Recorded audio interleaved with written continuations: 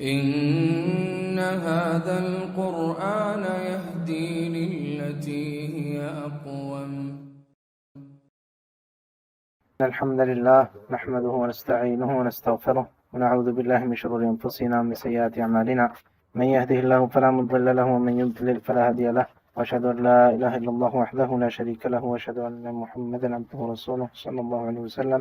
أما بعد، اللهم انفعنا بما علمتنا وعلمنا ما ينفعنا وزدنا علما. رب اشرح لي صدري ويسر لي أمري واحلل عقدة من لساني يفقهوا قولي. سبحانك لا علم لنا إلا ما علمتنا إنك أنت العليم الحكيم. أما بعد، أعوذ بالله من الشيطان الرجيم. وإن كنتم في ريب مما نزلنا على عبدنا فأتوا بسورة من مثله وادعوا شهداءكم من دون الله إن كنتم صادقين فإن لم تفعلوا ولن تفعلوا فاتقوا النار التي وقودها الناس والحجارة أعدت للكافرين. گزشتہ درس میں سورۃ البقرہ کی آیت نمبر 24 اس کو ہم نے شروع کیا تھا۔ اس آیت کریمہ میں اللہ تعالیٰ فرماتے ہیں پس اگر تم نہ کرو اور تم ہرگز نہ کر پاؤ گے، یعنی وہ بات کہ جو پچھلی آیت میں آئی کہ اس جیسی ایک صورت لا کر دکھاؤ۔ فرمایا کہ پس اگر تم نے ایسا نہ کیا اور تم ہرگز نہ کر پاؤ گے، بس تم اس آگ سے ڈر جاؤ جس کا ایندھن لوگ اور پتھر ہیں، وہ تیار کی گئی ہے کافروں کے لیے۔ اس آیت کریمہ کے حوالے سے چند باتیں ہم ذکر کر چکے ہیں۔ اس میں ایک بات جس کا تذکرہ ہم نے پچھلے درس میں کیا تھا لیکن اس کی کچھ مزید وضاحت ضروری ہے۔ اللہ تعالیٰ نے اس آیت میں فرمایا فَإِن لَمْ تَفْعَلُوا وَلَن تَفْعَلُوا، پس اگر تم نے ایسا نہ کیا اور تم ہرگز نہ کر پاؤ گے۔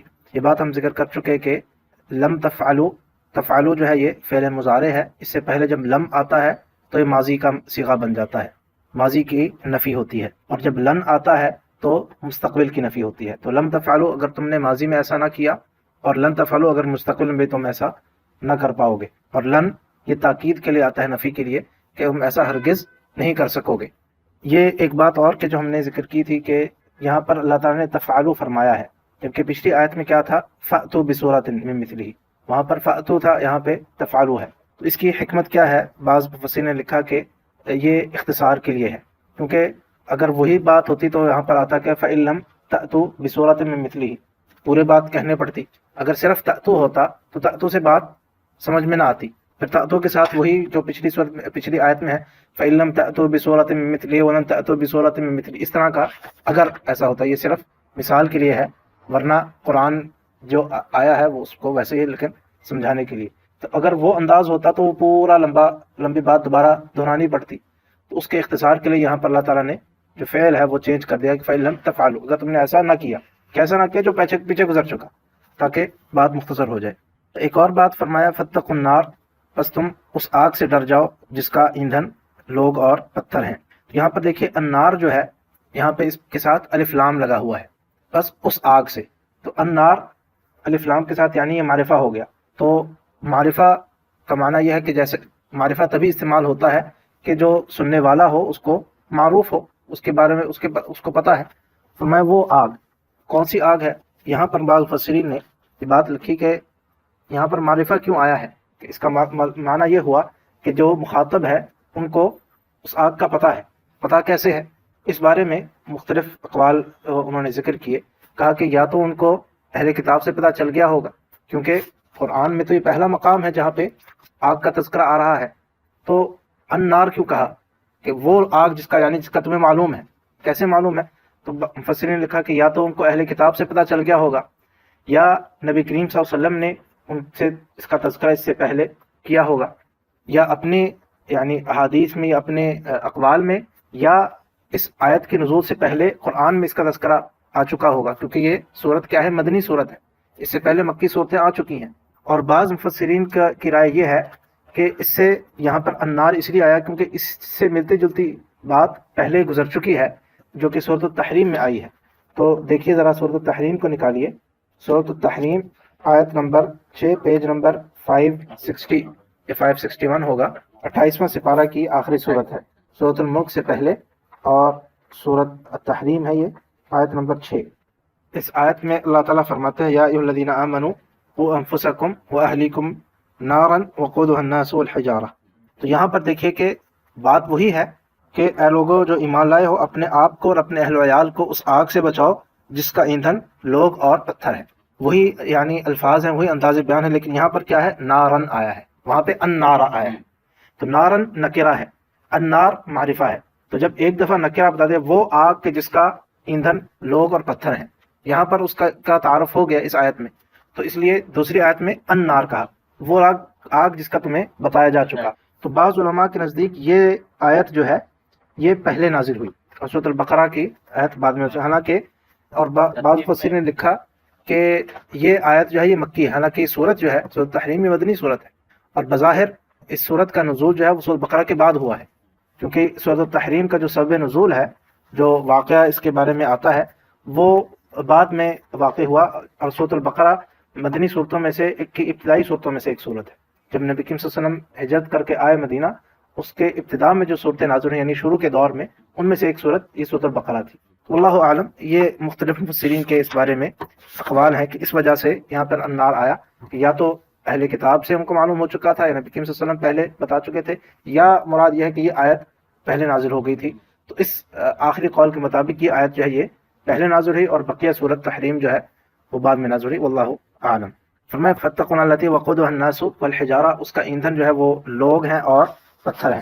یہ بات بھی ہم پچھلے درس میں ذکر کر چکے کہ یہ آگ کی، اس جہنم کی آگ کی سنگینی کو ظاہر کرتا ہے، کیونکہ عام طور پر جو آگ ہے اس کے لیے ایندھن پہلے ڈالا جاتا ہے، کوئی لکڑی یا کوئلہ یا کوئی اور چیز اس طرح کی، اس کو بھڑکایا جاتا ہے، اور پھر اس میں جو چیز آپ نے ڈالنی ہے، جس کو آپ نے جلانا ہے، اس میں پکانا ہے، کچھ کرنا ہے اس کا استعمال، اس کو بعد میں ڈالا جاتا ہے. یہ آگ ایسی آگ ہے کہ اس آگ میں جس چیز کو جلانا ہے وہی اس کا ایندھن بھی ہے، ایندھن بھی وہی ہے اور جلنے والی چیز بھی وہی ہے.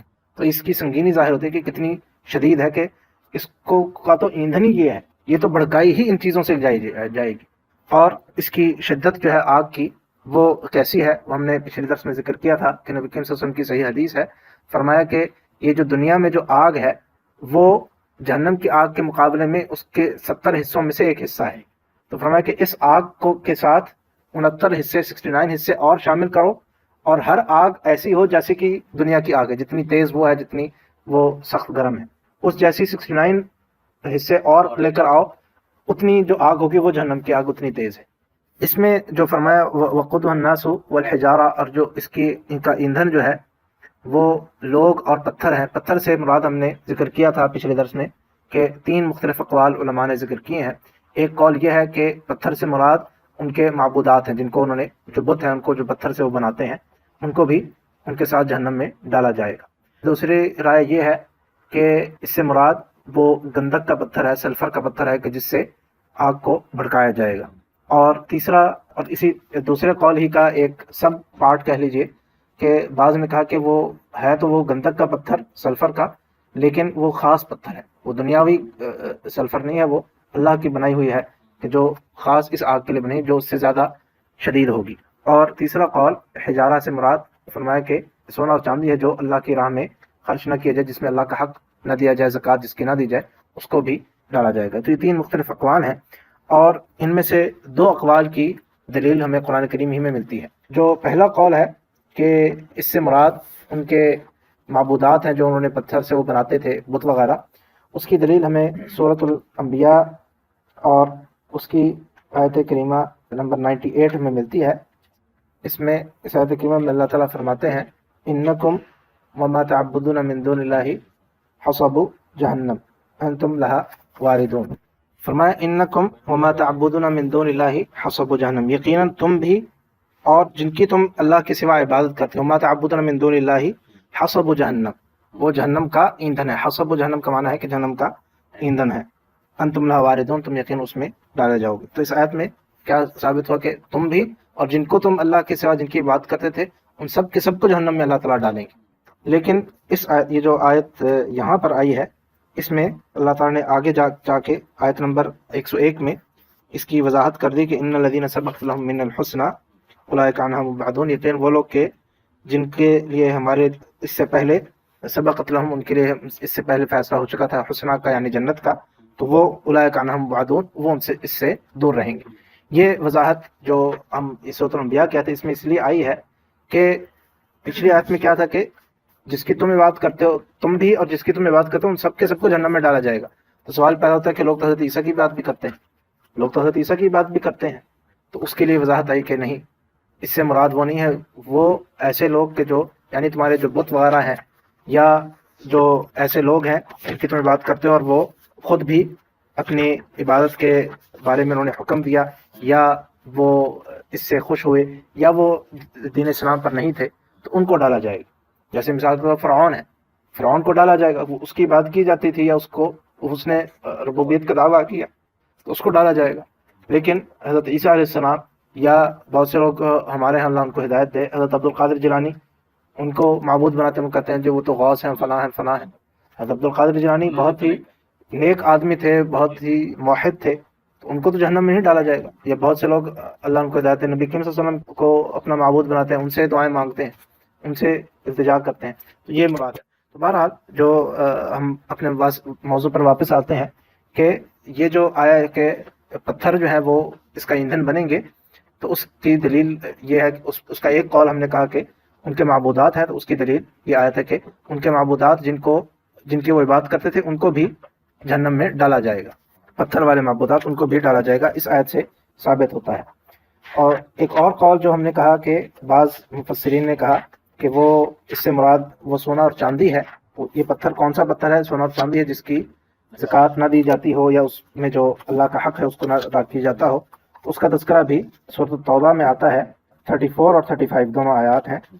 اس میں اللہ تعالیٰ یہ جو آیت نمبر 34 ہے، اس کا جو آخری حصہ ہے اس میں اللہ تعالیٰ فرماتے ہیں والذین یکنزون الذهب والفضة ولا ينفقونها فی سبیل اللہ فبشرهم بعذاب الیم۔ اور وہ لوگ کہ جو سونے اور چاندی کو بچا کر رکھتے ہیں، یکنزون اس کو محفوظ کر کے رکھتے ہیں، بچا کر رکھتے ہیں، ولا ينفقونها فی سبیل اللہ، اور اس کو اللہ کی راہ میں خرچ نہیں کرتے، فبشرهم بعذاب الیم، پس ان کو عذاب علیم کی، دردناک عذاب کی بشارت دے دیجیے۔ پھر آگے کیا فرمایا؟ یوم یحمى علیہا فی نار جہنم، فرمایا اس دن کے جس دن اس کو گرم کیا جائے گا، یحمى علیہا گرم کیا جائے گا جہنم کی آگ میں۔ کس کو جہنم کی آگ میں گرم کیا جائے گا؟ وہی سونا اور چاندی جس کو تم بچا کے رکھتے تھے۔ فتقوى بها جباههم وجنوبهم وظهورهم، پھر گرم کرنے کے بعد کیا ہے؟ ان کو داغا جائے گا ان کے پیشانیوں کو، جباههم جنوبهم ان کے پہلوؤں کو، اور ظہورهم ان کے کمر اور پیٹھ وغیرہ کو۔ اس سے اس سونے اور چاندی کو جس کو جہنم کی آگ میں گرم کیا گیا ہو اس سے داغا جائے گا، ان کی پیشانی کو، ان کے پہلو کو اور ان کے کمر اور پیٹھ وغیرہ کو۔ پھر فرمایا جائے گا ھذا ما کنزتم لانفسکم، یہ ہے وہ جو تم نے اپنے لیے بچا کر رکھا تھا، تم نے اس کو محفوظ کیا تھا، فذوقوا ما کنتم تکذبون، پھر تم اس کا مزہ چکھ لو جو کچھ تم بچا کر رکھتے تھے، جو تم محفوظ کر کے رکھتے۔ تو اس آیت سے بھی یہ ثابت ہوا کہ سونا اور چاندی جو ہے اس کو اگر انسان اس میں اللہ کا حق ادا نہیں کرتا تو اس کو بھی جہنم میں ان کے ساتھ ڈالا جائے گا، اور اس سے پھر ان کو داغا جائے گا۔ تو یہ دوسرا قول جو ہے اس کی بھی دلیل ہمیں قرآن کریم میں ملتی، اسی لیے اس آیت کی تفسیر میں بعض علماء نے اس قول کو ذکر کیا کہ اس پتھر سے مراد وہ پتھر ہے۔ اور جو تیسرا قول ہے وہ حضرت ابن عباس اور دیگر صحابہ و تابعین سے منقول ہے، وہ گندک کا پتھر ہوگا جو اللہ تعالیٰ جس سے اس کو بھڑکائے گا۔ تو اس کی کوئی قرآن و سنت میں دلیل نہیں ملتی، لیکن چونکہ صحابہ و تابعین سے منقول ہے اس لیے وہ قابل اعتبار ہے یہ بات بھی۔ اللہ تعالی عالم۔ فرمایا اعدت للکافرین، اس کو واپس وہی سورہ بقرہ پر ہم اپنی پچھلی آیت پہ، اعدت للکافرین، اس کو تیار کیا گیا ہے کافروں کے لیے۔ اعدت یہ فعل ماضی کا صیغہ ہے، اور اس کو جس طرح ہم نے ذکر کیا تھا کہ یہ وہ صیغہ ہے جس کو مبنی للمفعول کہا جاتا ہے یا مبنی للمجہول کہا جاتا ہے، یعنی جس میں مفعول کی طرف نسبت ہوتی ہے، فاعل کا تذکرہ نہیں ہوتا۔ اعدت تیار کی گئی، اعدت تیار کی گئی یعنی مفعول کی طرف ہے، تو فاعل تیار کس نے کیا؟ معلوم ہے اللہ ہی نے تیار کیا، لیکن یعنی صیغہ کا میں آپ کو بتا رہا ہوں کہ یہ صیغہ یہ ہے کہ اس میں اس کا ترجمہ تیار کی گئی، اعدت للکافرین، کافروں کے لیے۔ اور کافر اس کا مفہوم ہم پیچھے ذکر کر چکے ہیں کہ کفر کا معنی کیا ہے اور کس کو کہتے ہیں۔ اس آیت کا جو یہ ٹکڑا ہے اعدت للکافرین، اس میں دو تین باتیں ہیں۔ پہلی بات تو اس سے یہ ثابت ہوئی کہ یہ جہنم جو ہے یہ اس وقت موجود ہے اور یہ تیار کی جا چکی ہے۔ اعدت ماضی کا تیار کی گئی ہے، تیار کی جا چکی ہے، یہ نہیں کہ اللہ تعالیٰ بعد میں اس کو بنائیں گے، قیامت کے دن اس کو تیار کریں گے، ابھی بھی موجود ہے، تیار ہے۔ بعض جو باطل فرقے ہیں جن میں معتزلہ شامل ہیں، وہ ان کی رائے یہ ہے کہ وہ یہ کہتے ہیں کہ جنت اور جہنم دونوں کے بارے میں کہ وہ اس وقت موجود نہیں ہے، وہ بعد میں بنے گی۔ اللہ عالم اس کی کیا وجہ ہے کہ وہ کیوں کہتے ہیں، لیکن قرآن و سنت میں بے شمار دلائل اس بارے میں موجود ہیں کہ جنت بھی اس وقت موجود ہے، اس وقت حالیہ طور پر موجود ہے، اللہ تعالیٰ نے پہلے سے بنا کر رکھی ہے، اور جہنم بھی موجود ہے، اور اس کا انکار کرنے کی کوئی وجہ نہیں ہے، کوئی معقول دلیل نہیں ملتی، بلکہ قرآن سنت بڑا پڑا ہے ان دلائل سے کہ جو اس بات کو رد کرتے ہیں، جن میں سے ایک یہی آیت ہے۔ تو ایک دلیل اس کی یہ ہے کہ اعدت یہاں پہ اللہ تعالیٰ نے کہا کہ یہ تیار کی جا چکی ہے، یہ کوئی ایسی چیز نہیں جو بعد میں بننے والی، یہ موجود ہے ابھی بھی۔ دوسری اس کی جو دلائل ہیں اس کے علاوہ، وہ قرآن و سنت میں بہت ساری احادیث ایسی آئی ہیں کہ جن میں اس کا تذکرہ آیا ہے وضاحت سے کہ جنت بھی موجود ہے اور جہنم بھی موجود ہے۔ ان میں سے چند ایک جن کا تذکرہ امام ابن کثیر نے اپنی تفسیر میں کیا ہے۔ صحیح مسلم کی ایک روایت ہے کہ جس میں حضرت ابو ہریرہ روایت کرتے ہیں کہ ہم نبی کریم صلی اللہ علیہ وسلم کے پاس تھے اور ہم نے ایک کسی چیز کے گرنے کی آواز وہ ہم نے سنی، تو نبی کریم صلی اللہ علیہ وسلم نے پوچھا کہ کیا تمہیں معلوم ہے کہ یہ کیا ہے جو تم نے ابھی آواز سنی وہ کیا ہے؟ فرمایا کہ نہیں، اللہ بہتر جانے، اللہ ان کے رسول بہتر جانتے ہیں، ہمیں نہیں معلوم۔ فرمایا کہ یہ ایک وہ پتھر ہے کہ جس کو جہنم میں ڈالا گیا تھا، پھینکا گیا تھا 70 سال پہلے، اور وہ اس وقت سے گرتا جا رہا ہے، اور اب یہ اس کے نیچے جو اس کا تہ ہے اس تک وہ پہنچا ہے۔ تو اس حدیث سے یہ ثابت ہوا کہ جہنم موجود ہے، کہ وہ 70 سال پہلے پتھر پھینکا تھا اور انہوں نے اس کی آواز بھی نبی کریم صلی اللہ علیہ وسلم نے بھی سنی، صحابہ کرام نے بھی سنی۔ اور اس حدیث کو ذکر کرنے کا یہاں پر ایک مقصد یہ بھی ہے کہ اس سے معلوم ہوتا ہے کہ جہنم کی جو آگ ہے وہ کتنی سخت ہے، کہ وہ اس کی گہرائی بھی کتنی ہے، کہ ایک پتھر جو 70 سال تک اس کو پھینکا جائے تب وہ جا کے اس کے نیچے اس کے تہ تک پہنچتا ہے۔ اسی طرح ایک اور حدیث اس سے بھی یہ بھی ثابت ہوتا ہے کہ جہنم ابھی موجود ہے، اور جہنم کی آگ کتنی تیز ہے، کتنی سخت ہے، وہ بھی معلوم ہوتا ہے، اور وہ بھی ہمارے اس آیت کی تفسیر کے ساتھ مناسبت رکھتی ہے، کیونکہ اس میں اللہ تعالیٰ نے اسی آگ کی سختی کو ظاہر کیا کہ وہ تو ایسی آگ ہے کہ جس میں لوگ اور پتھر اس کا ایندھن ہے، تو اس کی سختی کو بھی سمجھنا چاہیے۔ وہ حدیث کیا ہے کہ نبی کریم صلی اللہ علیہ وسلم نے فرمایا کہ جہنم نے اللہ تعالیٰ سے شکایت کی کہ یا اللہ، میرا بعض حصہ بعض کو کھایا جا رہا ہے، میں اتنی زیادہ گرم ہوں، اتنی میرے اندر آگ بھری ہوئی ہے کہ آگ دوسری آگ کو کھا رہی ہے، میرا ایک حصہ دوسرے حصے کو کھایا جا رہا ہے۔ اور یہ دنیا میں بھی آپ دیکھیں کہ اگر آگ بہت زیادہ تیز ہو تو ایسا ہی معلوم ہوتا ہے کہ گویا کہ وہ ایک دوسرے کو کھانے والی ہے۔ یہ جنگل وغیرہ میں جب کبھی آگ لگ جاتی ہے تو اس کو روکنے کا، اگر وہ اس کو کسی طریقے سے وہ روک نہ سکے، اس کو بجھ نہ سکے، تو ایک طریقہ ہوتا ہے کہ ایک اور آگ اس جیسی جلا دے، وہ ایک آگ دوسری آگ کو ختم کر دیتی ہے۔ یہ بھی ایک لوگوں نے طریقہ نکال رکھا ہے، سائنس نے ایجاد کیا ہے، دریافت کیا ہے، یہ بھی ایک طریقہ ہے۔ تو معلوم یہ ہوا کہ آگ اگر بہت زیادہ تیز ہو تو وہ بعض اپنے آپ کو کھانے لگتی ہے، اتنی اس کے اندر طاقت۔ تو جہنم نے اللہ تعالیٰ سے شکایت کی کہ اللہ، میں اتنی زیادہ بھڑکائی گئی ہوں کہ میرا بعض حصہ بعض کو کھایا جا رہا ہے۔ تو اللہ تعالیٰ نے اس کو کہا کہ میں تمہیں 2 سانس لینے کی اجازت دی اللہ تعالیٰ نے۔ تو نبی کریم صلی اللہ علیہ وسلم فرمایا کہ جو تم گرمی میں سب سے زیادہ شدید گرمی پاتے ہو تو وہ اس کا ایک سانس ہے، اور سردی کا جو تم شدید سردی پاتے ہو اپنے ہاں تو وہ اس کا سانس ہے جو جہنم سانس لے رہی ہے۔ تو اس سے اندازہ لگائیے کہ وہ جہنم کی آگ کتنی سخت ہے، اور کتنی اس کے اندر سختی ہے کہ پتہ نہیں کتنی، وہ لاکھوں کروڑوں، بلکہ شاید ہماری گنتی میں بھی نہیں آتا کہ وہ کتنی دور ہے ہم سے جہنم اس وقت جو موجود ہے۔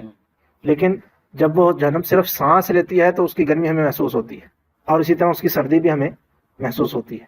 فرمایا کہ دنیا میں جو سب سے زیادہ گرمی اگر پائی جاتی ہے وہ جہنم کا سانس ہے، اور دنیا میں جو سب سے سردی پائی جاتی ہے وہ جہنم کا سانس ہے۔ اب آپ دیکھ لیجئے کہ اس دنیا میں جب گرمی آتی ہے تو کتنا ٹمپریچر کہاں تک پہنچ جاتا ہے، پوری دنیا کو آپ لیں، صرف اپنے علاقے کو نہ لیں۔ اور اسی طرح سردی میں کتنی ٹمپریچر کہاں تک چلا جاتا ہے۔ گرمی اور سردی دونوں اس کے سانس ہے، کیونکہ جہنم میں ایک حصہ ایسا بھی ہے کہ جہاں پہ سردی کا عذاب ہوگا، شدید سردی کا بھی عذاب دیا جائے گا، جس کا تذکرہ سورۃ دہر یا سورۃ الانسان بھی اس کو کہا جاتا ہے۔ اس میں آتا ہے کہ لا يرون فيها شمسا ولا زمهريرا۔ جنت والوں کے بارے میں اللہ تعالیٰ نے کہا کہ جنت میں ان کو نہ شمس ہوگا یعنی گرمی ہوگی، نہ زمہریر ہوگا سردی ہوگی۔ تو جنت میں اگر سردی اور کہا کہ سردی اور گرمی دونوں سے محفوظ ہوں گے، تو اس کے برعکس جہنم میں وہ زمہریر موجود ہے، وہ سردی جو ہے، زمہریر جو ہے وہ سردی ہے۔ تو شدید سردی کا بھی عذاب ہے جہنم میں، صرف گرمی کا عذاب نہیں ہے۔ تو وہ اس لیے اس کو سانس لینے کا دیا گیا۔ تو وہ سردی جو ہم پاتے ہیں وہ بھی وہ ہے، اور جو گرمی پاتے ہیں۔ تو اس سے بھی ثابت کیا ہوا، دونوں باتیں ثابت ہوئی، ایک جہنم کی سختی، اور دوسرا کہ جہنم ابھی بھی موجود ہے، یہ نہیں ہے کہ وہ ایسے ہی کہ بعد میں اس کو بنایا جائے گا وہ ابھی موجود نہ ہو۔ اور اسی طرح اس کے علاوہ اور بہت سارے دلائل ہیں، یہ چند ایک مثال کے طور پر ذکر کیے، جیسے نبی کریم صلی اللہ علیہ وسلم جب اسراء معراج کے واقعے پہ گئے ان کو جنت دکھائی گئی، جہنم دکھائی گئی۔ اسی طرح ایک دفعہ نبی کریم صلی اللہ علیہ وسلم جب سورۃ الکسوف پڑھا رہے تھے تو اس نماز کے دوران نبی کریم صلی اللہ علیہ وسلم کے سامنے جہنم کو پیش کیا گیا، جنت کو پیش کیا گیا۔ نبی کریم صلی اللہ علیہ وسلم نے کوشش بھی کی کہ اس جنت میں سے اس کا ایک انگور کے گوشے کو لینے کی کوشش بھی کی، یقیناً ان کو اجازت نہیں تھی، اس لیے وہ پھر خود ہی نبی کریم صلی اللہ علیہ وسلم کو خیال آیا کہ نہیں یہ جنت کی چیز ہے، اس کو میں نہیں لے سکتا، صرف ان کو دکھایا گیا تھا۔ تو مقصد یہ کیا ہے؟ اور اس کے علاوہ اور بے شمار احادیث ہیں، بے شمار آیات ہیں، یہ صرف چند مثالیں ہیں، ثابت کیا ہوا کہ یہ آج بھی موجود ہیں۔ واللہ تعالی عالم۔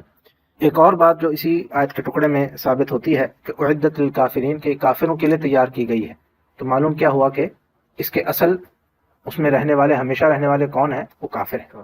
ایمان والے یہ ان کے لیے جہنم نہیں ہے، ایمان والوں کے لیے کیا ہے؟ جنت ہے۔